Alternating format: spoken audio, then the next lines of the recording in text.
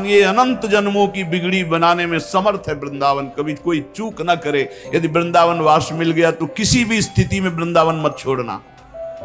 हमारी प्रार्थना मान लेना, अनंत जन्मों की बिगड़ी बन जाएगी। ये मायावी रिश्ते नाते लार, ये मायावी धन संपत्ति की भोग वासनाएं, ये शरीर की सुख वृत्तियां, चलो बंबई वहां अमृत पिला दिया जाएगा तुम अमर हो जाओगे, ये सब माया के नाटक हैं, मत भूलना। जो कछु लिख्यो लिलाट दुख सुख देह संग भुगते गो जहां जाएगो, या सिद्धांत अभंग यह सिद्धांत अभंग, तजत क्यों धीरज प्राणी वृंदावन परिहरे प्रिया प्रीतम रजधानी। जो कुछ लिखा है भाग्य में, भाग के जाओ, भोगना पड़ेगा। यहां तो मिटा देंगे मेरी लाडली जो है। अधिक कष्ट कभी देखा ही नहीं। जब अधिक कष्ट हुआ है तो अधिक दुलार मिला है। कई बार बताया, विश्वास कीजिए। इसलिए प्रार्थना है, ना वास कर पाओ अगर सौभाग्य ऐसा, नहीं तो आश्रय।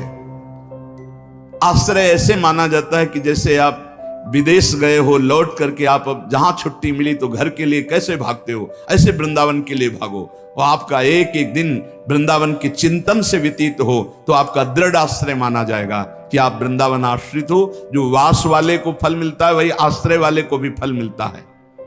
शकल कृष्ण धामाद्भुतम, भगवान श्री हरि के धामों में बड़ा अद्भुत धाम वृंदावन है। तदे तदखिलाद्भुतम भज रसेन वृंदावनम। तो यहां का भजन करने वाले भी अद्भुत हैं। ऐसे अद्भुत भजनानंदियों का संग करके, रस में डूब करके श्री धाम वृंदावन का भजन करो। एक एक तुम्हारी वृत्ति जितनी कीमती है वो कीमत संसार में है ही नहीं। एक एक श्वास तुम्हारी जितनी कीमती, वो संसार में धन ही नहीं है कि तुम्हारी श्वास का कीमत दे सके।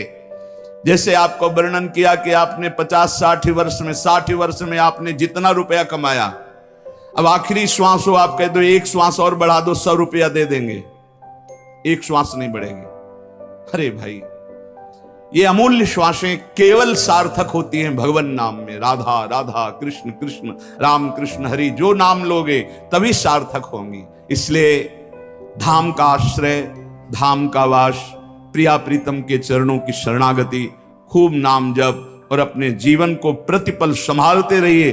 कहीं फिसल करके माया में ना चला जाए, कहीं माया के गर्त में ना गिर जाए जहां से चढ़ना बड़ा मुश्किल होता है। संत महापुरुषों के वचन भगवत मार्ग में हमें बड़ी पुष्टता प्रदान करते हैं, भगवत मार्ग में उत्साह प्रदान करते हैं। कुछ हमारी कमियां रहती हैं जो संत वचनों से ही दूर होती हैं। अहंकार नष्ट होता है जो संत वाणी से ही दूर होता है। हमारे विचारों की पवित्र गंगा प्रकट हो जाती है।